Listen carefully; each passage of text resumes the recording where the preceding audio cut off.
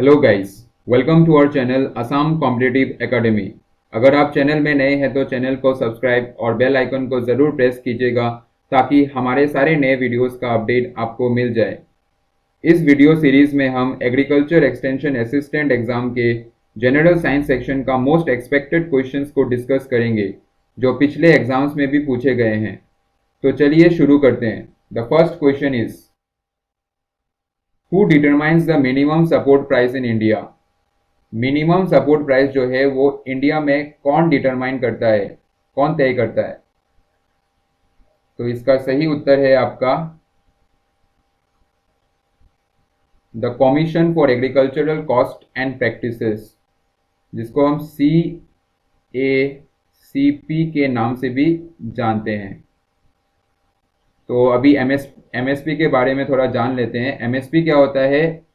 It is a safety net given to the farmers to ensure guaranteed prices and assured markets। तो MSP जो होता है एक minimum price रहता है आपका क्रॉप्स का जो गवर्नमेंट तय करता है, जिसके नीचे मार्केट में आपका सेल आप नहीं कर सकते। इससे आपका फार्मर्स का बेनिफिट होता है। तो MSP कब स्टार्ट हुआ था? 1966-67 को आपका MSP पहली बार इंप्लीमेंट किया गया था। और वो कौन से क्रॉप के लिए था? व्हीट। ये भी पूछा जा सकता है, आपका व्हीट क्रॉप के लिए पहली बार MSP इंप्लीमेंट किया गया था आपका कौन से साल में? 1966-67 सेशन में। और ये साल में two times in a year ये क्या होता है? इम्प्लीमेंट किया जाता है, फिक्स किया जाता है। और वो कौन फिक्स करता है? आपका वही CACP, आपका commission for agricultural cost and prices, आपका ये फिक्स करता है। तो बढ़ते हैं अगले क्वेश्चन की तरफ। Saffron farming is being developed in which state other than Jammu and Kashmir. Saffron farming जो है वो जम्मू कश्मीर के अलावा कौन सी स्टेट में डेवलप किया जा रहा है? तो इसका आंसर है आपका इसका आंसर एक नॉर्थ ईस्टर्न स्टेट ही है। Option number B, Sikkim. Sikkim है आपका सही उत्तर इस क्वेश्चन का।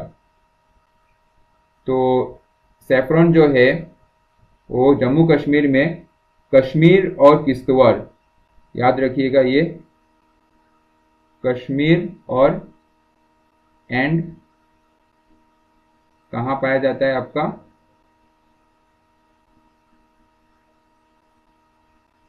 कश्मीर एंड किश्तवाड़ में पाया जाता है ये सेफ्रॉन। और अगर आपको पूछा जाए कि ये सेफ्रॉन का लार्जेस्ट प्रोड्यूसर वर्ल्ड में कौन सा कंट्री करता है, तो आपका आंसर होगा ईरान। ईरान प्रोड्यूस करता है आपका total 88% of the total produce all over world में। सेफ्रॉन जो है आपका one of the most expensive spices होता है और इसका लगभग आपका प्राइस आपका अगर इंडियन रुपीस में करेंगे तो it comes out to around 3.5 lakhs पर kg। तो याद रखिएगा, ये सेफ्रॉन के बारे में कुछ इंफॉर्मेशन है। बढ़ते हैं अगले क्वेश्चन की तरफ। Which state of India is the largest producer of chilies and turmeric? तो आपका कौन सा स्टेट इंडिया में सबसे ज़्यादा प्रोड्यूस करता है आपका चिलीज और टर्मरिक? चिलीज मतलब मिर्ची एंड टर्मरिक मतलब आपका हल्दी। तो कौन सा स्टेट आपका सबसे ज़्यादा प्रोड्यूस करता है? इसका सही उत्तर होगा आपका आंध्र प्रदेश। याद रखिएगा, Andhra Pradesh is the largest producer of chilies and turmeric। और इसका एडेड इंफॉर्मेशन भी, एक और इंफॉर्मेशन मैं दे देता हूँ। और बाकी जो स्पाइसेस है, स्पाइसेस का सबसे ज़्यादा प्रोडक्शन आपका जैसे कि पेपर, कार्डामोम, जिंजर, इन सब का सबसे ज़्यादा आपका इंडिया में नंबर 1 है आपका केरला। चिलीज और टर्मरिक के लिए आंध्र प्रदेश, और बाकी स्पाइसेस जैसे कि पेपर, कार्डामोम, जिंजर, इसके लिए आपका सबसे लार्जेस्ट प्रोड्यूस कौन कौन सा स्टेट करता है आपका केरला, ये भी आप याद रखिएगा। बढ़ते हैं अगले क्वेश्चन की तरफ। The site of photosynthesis in the cells of a leaf is. Photosynthesis आपका सेल्स में लीफ में होता है, लीफ के कौन से सेल के कौन से पार्ट में होता है, क्वेश्चन में ये पूछा गया है। तो इसका सही उत्तर है आपका क्लोरोप्लास्ट। क्लोरोप्लास्ट का डायग्राम भी यहाँ पे आपको शो किया गया है, याद रखिएगा क्लोरोप्लास्ट में होता है। और क्लोरोप्लास्ट में कहाँ होता है ये, अगर आपको और डिटेल में जानना है तो मेसोफिल, मेसोफिल में होता है। और मेसोफिल में आपका होता है क्लोरोफिल, क्लोरोफिल पिगमेंट प्रेजेंट होता है, तो इसी के लिए आपका यहाँ पे फोटोसिंथेसिस होता है। और एक और चीज़, फोटोसिंथेसिस का एक जनरल इक्वेशन है, वो भी आप याद रखिएगा, मैं लिख देता हूँ यहाँ पे। 6CO2 plus 6H2O, already balance है ये, 6H2O प्लस आपका सनलाइट होगा इसमें, और सनलाइट आपका क्या देता है, आपका C6H12O6 प्लस 6O2। तो आपका C6H12O6 आपका हो गया आपका ग्लूकोज, ये भी आप याद रखिएगा। ग्लूकोज का केमिकल फॉर्मूला है आपका C6H12O6 और सनलाइट। अच्छा, तो इस रिएक्शन से हमें पता चलता है कि carbon dioxide, water, sunlight in presence of chlorophyll आपका क्या प्रोड्यूस करता है, ग्लूकोज और ऑक्सीजन। ये आपका फोटोसिंथेसिस का जनरल इक्वेशन है, याद रखिएगा, ये चीज इंपॉर्टेंट है जनरल साइंस सेक्शन के लिए। बढ़ते हैं अगले क्वेश्चन की तरफ। The angle of incidence for a ray of light having zero reflection angle is. Angle of incidence अगर जीरो रहा तो आपका रिफ्लेक्शन एंगल कितना होगा।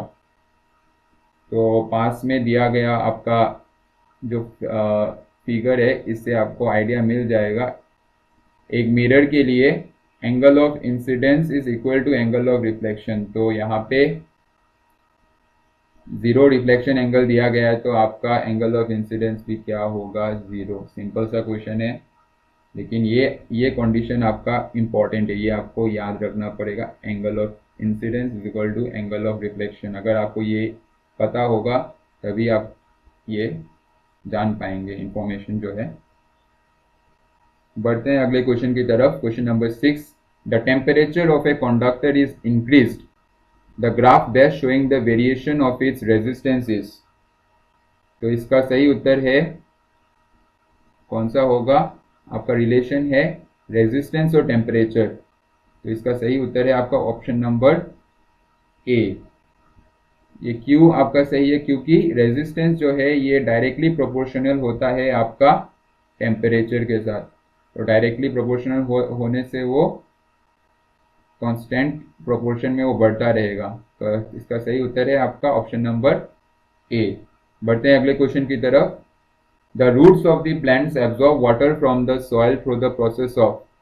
रूट्स जो है आपका वाटर कौन से प्रोसेस के द्वारा आप एब्जॉर्ब करता है, तो इसका सही उत्तर होगा आपका ऑस्मोसिस।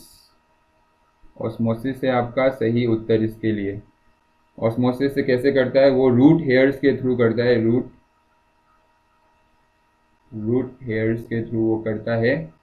और ऑस्मोसिस के बारे में थोड़ा जान लेते हैं। ऑस्मोसिस क्या होता है, इस movement of solvent particles across a semi permeable membrane from a higher water concentration to a lower water concentration. याद रखिएगा, हायर वाटर कॉन्सेंट्रेशन से आपका हाई से लो कॉन्सेंट्रेशन में आपका जाता है ऑस्मोसिस में। तो बढ़ते हैं अगले क्वेश्चन की तरफ। A battery of 10 volt carries 20,000 coulomb of charge through a resistance of 20 ohm. The work done in 10 seconds is। तो इसमें आपका सारा कंडीशंस दिया गया है कि बैटरी ऑफ 10 वोल्ट आपका चार्ज भी दिया हुआ है 20,000 कोलम्स और रेजिस्टेंस आपका है 20 ओम। तो हमें क्या निकालना है, वर्क डन निकालना है। तो इसके लिए हमें क्या करना पड़ेगा, सबसे पहले इसको पहले सॉल्व करना पड़ेगा क्योंकि सारा जो कंडीशन है उसके हिसाब से।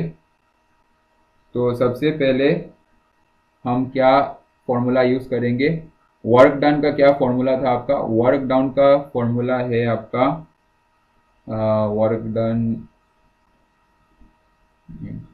इसको इसको इरेज कर लेते हैं, गलत लिख दिया मैंने यहाँ पे, हाँ इरेज कर देते हैं। तो वर्क डन का आपका फॉर्मूला के W आपका वर्क डन है is equal to Q into V,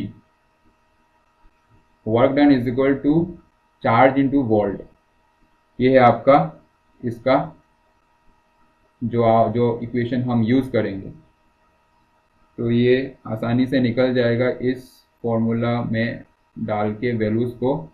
Q है यहाँ पे आपका चार्ज, तो चार्ज है आपका 20,000 और यहाँ पे वोल्टेज है आपका 10 वोल्ट, 10 वोल्ट। तो यहाँ पे 2 into 10 to the power 1 2 3 4 5 10 to the power 5 क्या हो गया, ये जूल्स हो जाएगा आपका। इसका सही उत्तर है आपका 2 into 10 to the power 5 joules. Simple सही है क्वेश्चन। बढ़ते हैं अगले क्वेश्चन की तरफ। The procedure use for cleaning the blood of a person by separating urea from it is called. ये इस प्रोसेस को हम क्या करते हैं, ब्लड को क्लीन करने के लिए। कैसे क्लीन करेंगे हम, यूरिया को सेपरेट करके। तो इस प्रोसेस को हम क्या बोलते हैं, बहुत ही आजकल कॉमनली यूज किया हुआ टर्म है मेडिकल फील्ड में, डायलिसिस। तो सही उत्तर है आपका डायलिसिस, याद रखिएगा। डायलिसिस होता है आपका ब्लड को क्लीन करना बाय सेपरेटिंग यूरिया। बढ़ते हैं अगले क्वेश्चन की तरफ। Question number 10, a boy records that 4000 joules of work is required to transfer 10 coulomb of charge between 2 points of a resistor of 50 ohm. The current passing through it is। तो इसमें सारा conditions दिया हुआ है। 4000 joules of work किया गया है to transfer 10 coulomb of charge और रेजिस्टेंस भी आपका दिया हुआ है 50 ओम। तो इसमें से हमें सबसे पहले क्या निकालना पड़ेगा, वोल्टेज यहाँ पे दिया हुआ नहीं है तो वो निकालना पड़ेगा। तो W is equal to Q into V. तो वोल्टेज निकालने के लिए W बाई Q। W यहाँ पे कितना है आपका 4000 और Q मतलब आपका चार्ज 10, तो कितना हो गया 0 0 कैंसिल, तो आप कितना हुआ 400 वोल्ट है।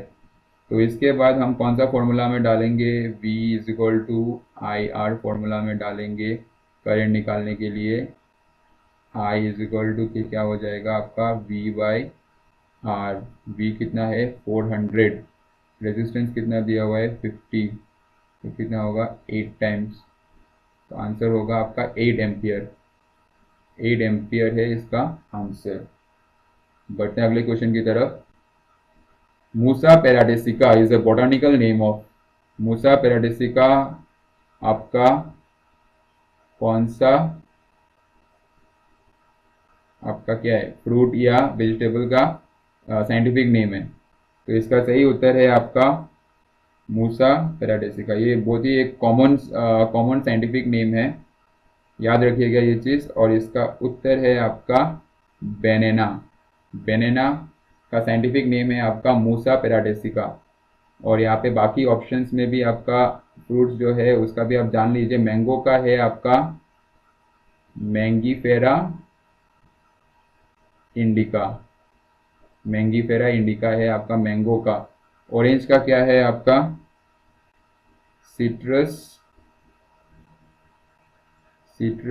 साइनेंसिस। और ब्रिंजल का क्या है आपका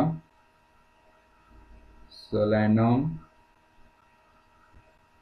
मेलोंगाना। और साइंटिफिक नेम है ये आप, और एक चीज़ याद रखिएगा, ये जो आपका फर्स्ट जो है और सेकेंड, हाँ फर्स्ट होता है आपका जेनेरिक नेम और सेकेंड होता है आपका स्पेसिफिक नेम। ठीक है, ये आप याद रखिएगा, इम्पॉर्टेंट है ये भी। So question number 12. A concave mirror of focal length 20 centimeter forms an image having twice the size of object. For the virtual position of object, the position of object will be at. तो यहाँ पे आपका क्या दिया हुआ है, focal length दिया हुआ है और कंडीशन भी दिया हुआ है, क्या है, image having twice the size, यानी आपका मैग्निफिकेशन आपका दिया हुआ है। तो हम मैग्निफिकेशन के फॉर्मूला में डालेंगे, क्या है ये, वर्चुअल पोजीशन है, तो obviously magnification minus V by U. तो माइनस वी बाई यू में अगर हम डालेंगे तो मैग्निफिकेशन आपका 2 है, माइनस वी बाई यू, तो आपका v कितना हो जाएगा, माइनस ट्वाइस यू। इस कंडीशन से हमने क्या निकाल लिया, v is equal to minus twice U. आपका v यहाँ पे क्या है, इमेज डिस्टेंस, और u है आपका ऑब्जेक्ट डिस्टेंस, ये आप याद रखिएगा। और आपका हमारा मिरर का formula 1 by U plus 1 by V is equal to 1 by F, ये तो हम सब जानते ही हैं। तो इसमें हम डाल देंगे वैल्यूज़ को, 1 बाई यू, और v का कितना है आपका, माइनस ट्वाइस यू, 1 बाई 20। तो इसको और प्रोसीड करते हैं, सॉल्व करते हैं, माइनस माइनस, तो फिर 1 बाई ये कितना हो जाएगा, 1 by twice U is equal to 1 by 20। तो कैंसिल आउट होगा तो 2 10 या 20, तो u कितना आएगा आपका, डायरेक्ट माइनस रह जाएगा क्योंकि ये वर्चुअल इमेज है, माइनस 10 सेंटीमीटर। तो इसका सही उत्तर है आपका 10 सेंटीमीटर, 10 सेंटीमीटर है इसका। माइनस साइन डिनोट करते हैं आपका इमेज आपका फॉर्म हुआ है आपका मिरर के पीछे, तो माइनस साइन ये डिनोट करता है। Okay, next question, which gland secrets the growth hormone. Growth hormone जो है कौन सा ग्लैंड आपका सीक्रेट करता है, तो इसका सही उत्तर है आपका, सिंपल क्वेश्चन है, ये सीक्रेट करता है आपका पिट्यूटरी ग्लैंड। इंपॉर्टेंट क्वेश्चन है साइंस के लिए, साइंस सेक्शन के लिए आपका। Next question, the theory of evolution of species by natural selection was given by. आपका the theory of evolution of species by natural selection किसने आपका ये दिया गया था, कि किसने ये जो कॉन्सेप्ट है ये दिया था। तो इसका सही उत्तर है आपका डार्विन, चार्ल्स डार्विन। इनका पूरा नाम है आपका चार्ल्स डार्विन। चार्ल्स डार्विन का आपका पिक्चर भी यहाँ पे आपका दिया गया है, और इनको फादर ऑफ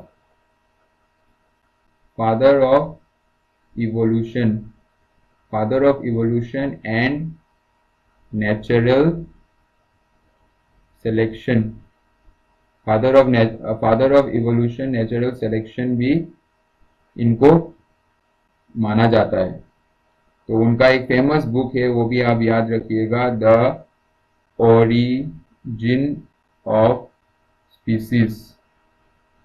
बहुत ही इंपॉर्टेंट है आपका, कोई भी एग्जाम में आपका पूछ सकता है, who wrote the origin of species. तो इसका सही उत्तर है आपका Charles Darwin. Question number 15, which of the following crops are grown in Rabi as well as in kharif season. तो नीचे आपका क्रॉप्स दिया हुआ है, ज्वार, मेज, उड़द, मूंग और ग्राउंडनट। तो इसका सही उत्तर होगा आपका ऑल ऑफ दी अबव। ये सब क्रॉप्स रबी और खरीफ सीजन दोनों में कल्टीवेट किया जाता है। रबी खरीफ, आप रबी क्रॉप्स कब कल्टीवेट किया जाता है और खरीफ क्रॉप्स कब कल्टीवेट किया जाता है ये जान लीजिए आप। रबी होता है आपका विंटर सीजन में, विंटर सीजन में रबी क्रॉप्स ज़्यादातर कल्टीवेट किया जाता है, और खरीफ क्रॉप्स आपका रेनी सीजन में कल्टीवेट किया जाता है, आपका बेसिकली आपका मॉनसून सीजन्स में। और इसके जो इम्पोर्टेंट क्रॉप्स है वो भी आप रबी के इम्पोर्टेंट क्रॉप्स है, जैसे कि आपका मस्टर्ड है, आपका बार्ली है, वीट और भी है, आप बस याद रखिएगा, ये सब इम्पोर्टेंट है। और खरीफ खरीफ का आपका इम्पोर्टेंट क्रॉप्स है आपका राइस, आपका हो गया सोरगुम, और आपका सारा कॉटन भी, ये भी एक याद आ गया, कॉटन कॉटन भी आपका कल्टीवेट किया जाता है आपका खरीफ सीजन में। तो याद रखिएगा ये रबी रबी सीजन के क्रॉप्स और खरीफ के क्रॉप्स, रबी के क्रॉप्स और खरीफ के क्रॉप्स, ये ज़्यादातर क्वेश्चंस एग्जाम्स में पूछे जाने वाला क्वेश्चंस है। याद रखिएगा ये चीज़, रबी मतलब विंटर सीजन में और खरीफ आपका रेनी सीजन में। तो थैंक यू, इस सेट 1 के लिए इतना ही। आपका नेक्स्ट क्वेश्चंस हम सेट 2 में डिस्कस करेंगे। तो वीडियो के अंत तक बने रहने के लिए आपका बहुत धन्यवाद। अगर आपको वीडियो अच्छा लगा हो तो वीडियो को लाइक और हमारे चैनल को ज़रूर सब्सक्राइब कीजिएगा। Thank you, take care, bye bye.